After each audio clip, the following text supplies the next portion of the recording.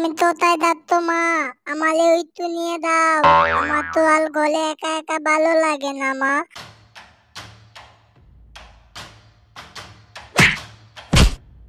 Dragon বাড়ি দিলাম, এই বাড়িতে তোমাদের কোনো অভাব থাকবে না, যাই চাইবে তাই পাবে তোমরা। কই রে বাবা পিচকু, এদিকে আয়, তোর সাথে একটু কথা ছিল। এদিকে আয় বাবা, শুনে যা আমার কথা।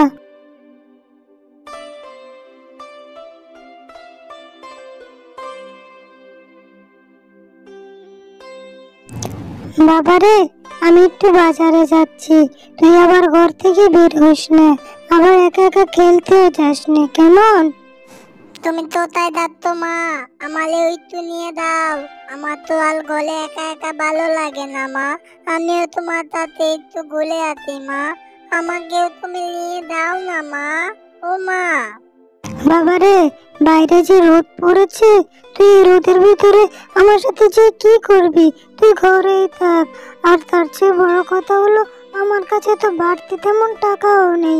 তুই কিছু আবদার করবি আর আমি তোকে কিনে দিতে পারবো। আমি তোমার কাছে কিচ্ছু চাইবো না মা। আমার যে বাতায় একা একা থাকতে একটুও ভালো লাগে না মা। তুমি আমাকে নিয়ে যাও, তোমার সাথে গেলে আমার গোলাটাও হয়ে যাবে। নিয়ে যাও না মা। পিচকুর মা আর কোনো কথা না বাড়িয়ে পিচকুকে নিয়ে বাজারে চলে গেল।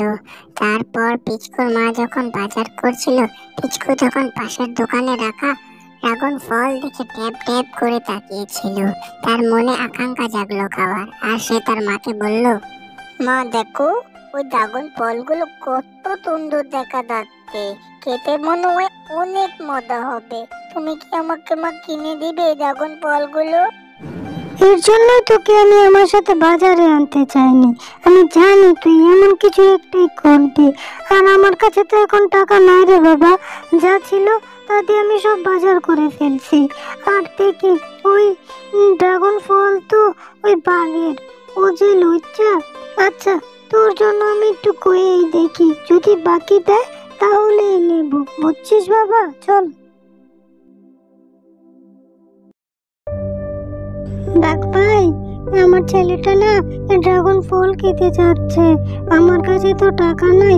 তুমি কি আমাকে 1 কেজি ড্রাগন ফল বাকিতে দেবে? আমার কাছে টাকা হলেই আমি তোমাকে দিয়ে দেব, দেও না বাঘ ভাই। কি বলছিস? টাকা ছাড়া তো আমি তোকে বাকিতে দিতে পারবো না। এমনিও তোর কাছ থেকে আমি অনেক টাকা পাই, সেগুলিরই কোনো খবর নেই। তোকে আমি তো আগেই বলেছি, তুই আমার কাছ থেকে এমনি এমনি নিতে পারিস। তুই যদি চাস, তোর তো আর জামাই নাই, তুই আমার সাথে বিয়েটা করেই নে, তাহলে তো তোর আর এরকম মানুষের কাছে যে হাত পাততে হয় না। তুই কি বলিস? তোর ছেলেটাও ভালো মন্দ কিছু খেলো, কি বলিস তুই? ছি বাঘ ভাইয়া, তোমার এসব কথা বলতে লজ্জা লাগছে না? তোমারও তো বউ আছে ঘরে, ছেলে সন্তান মেয়ে সন্তান সবই তো আছে, তারপরেও তুমি এরকম করো কেন? হ্যাঁ, তোমার এরকম লজ্জা স্বভাব কেন? এখন কি ফলের জন্য আমি তোমাকে বিয়ে করব? এটা কি কোনোভাবে হয় নাকি? কি বলছো তুমি এসব বাজে বাজে কথা? কি, যত বড় মুখ নয় তত বড় তোর স্পর্ধা। এক্ষুনি দিচ্ছি তোকে ব্যথা। তুই আমার কাছ থেকে কত টাকা নিয়েছিস? আমার বাড়িতে থাকিস, আমি তোর কাছ থেকে কত মাসের ভাড়া পাই তার হিসাব নেই, আর তুই আমাকে স্পর্ধা দেখাচ্ছিস। এক্ষুনি তুই আমার বাড়ি থেকে বের হয়ে যাবি, আর কখনো যাতে তোকে আমি আমার বাড়ির আশেপাশে না দেখি। টাকা ছাড়া ড্রাগন ফল নিতে এসেছি আবার, কত ঢং! যা, এক্ষুনি আমার চোখের সামনে থেকে চলে যা, যা। এরপর পিচকুকে নিয়ে পিচকুর মা সেখান থেকে চলে যায়, আর তারা অন্য জায়গায় থাকার জন্য হাঁটতে হাঁটতে এক গভীর জঙ্গলে চলে যায়। মা, আমি তো আর হাঁটতে পারতাছি না মা, আমাদের অনেক খারাপ লাগতে, ভালো লাগতে না মা। আজকে আমার জন্য কত বড় সর্বনাশ হয়ে গেল। আজকে আমি যদি ড্রাগন ফল না খেতে চাইতাম তাহলেই তো হতো, তাহলে তো বাঘ মামা তোমাকে কিছু বলতে পারতো না, তাহলে তো আজকাল আমরা বালি চালা হতাম না মা। হ্যাঁ রে বাবা, আমিও হাঁটতে পারছি না, আর তোর ড্রাগন ফল খাওয়ার জন্য তো এগুলো হয়নি রে বাবা। বাঘ এমনিতেও আমাদের কাছ থেকে অনেক টাকা পায়, সেই টাকাগুলো আমি শোধ করতে পারিনি, তাই তো আজকে এত কিছু কথা শুনতে হলো, বাড়ি ছাড়া করতে হলো। তুই কোনো টেনশন করিস না বাবা, দেখি কি হয়। চল একটু সামনে গিয়ে দেখি কিছু পাই কিনা খাবার জন্য। চল বাবা চল। মা, আমি তো আর হাঁটতে পারতাছি না মা, আমার তো খুব খিদা লাগছে, খিদে আমার পেটটা দোলা ফুলা যাইতাছে মা। একটু ধৈর্য ধর বাবা, আল্লাহর উপরে ভরসা রাখ, আল্লাহ যা করে ভালোর জন্যই করে। দেখি আশেপাশে কিছু পাই কিনা বাবা।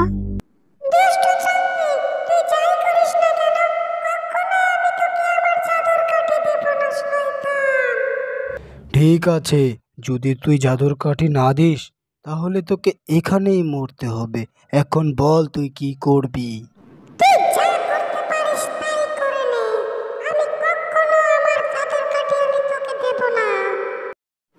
মা দেখ তো, ওই পলিতালে তান্ত্রিক কিভাবে বেঁধে লেখেছে মা, আমাদের যেভাবেই হোক ওই পলিটাকে বাঁচাতে হবে মা।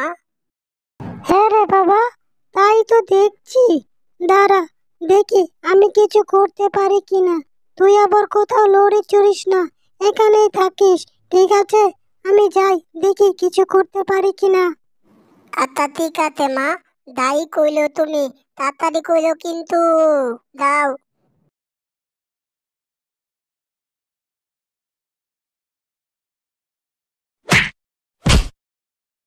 ও বাবা গো, আমি চলে যাচ্ছি।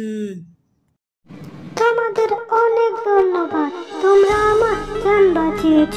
আর একটু হলে আমি শেষ হয়ে যেতাম, কিন্তু তোমরা এই গভীর জঙ্গলে কি করছো? তারপর তাদের সাথে ঘটে যাওয়া সমস্ত ঘটনাই পরীকে খুলে বলল। এই শুনে পরী বলল, তোমাদের কথা শুনে আমার খুবই কষ্ট লাগছে, তোমাদের সাথে খুবই অন্যায় হয়েছে।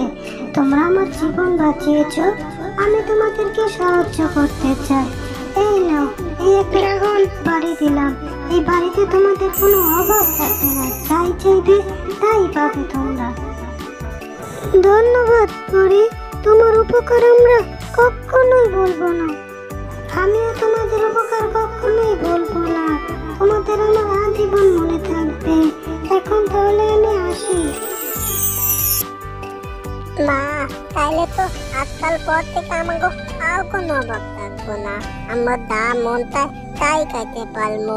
খিদে ভালো লাগতাতে, খিদে আনন্দ লাগতাতে, খুব শান্তি লাগতাতে মা। হ্যাঁ রে বাবা, পরীকে উছিলা করে আল্লাহ তাআলা আমাদের উপর রহমত বর্ষিত করছে।